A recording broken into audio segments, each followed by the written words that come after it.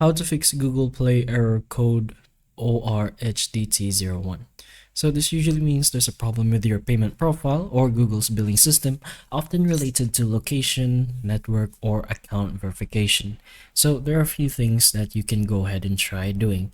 So the first thing is wrong time can cause payment error. So you can go directly into your settings of your device over here and just go ahead and search for date and time.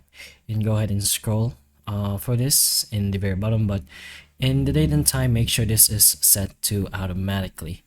You can also go ahead and make sure you have updated your Google Play services and Play Store to the latest version. I think you should be able to do this directly inside the Play Store as well, but you can also try removing and re-adding your Google account as well. So in the top right, just go ahead and log out and log in back to the same account.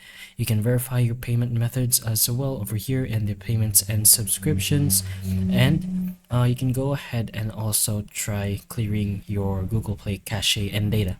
So you can do this directly into the settings again. Go back to your device settings and search for apps. Once you have a search for apps over here, you can search for the Play Store as well.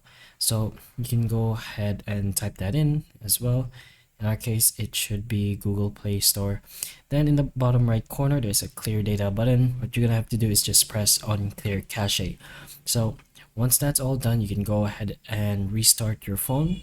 You can just hold the power button on your phone for a few seconds and you should be able to see a restart option.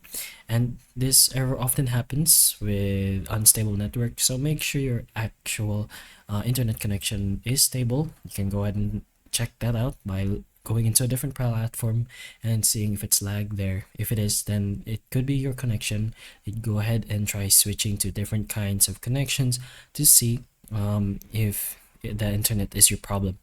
But those are a few options you can go ahead and try to potentially help you with this problem. So hopefully the information of this video can help you, and if it can, please like and subscribe for more videos like this, and that's all.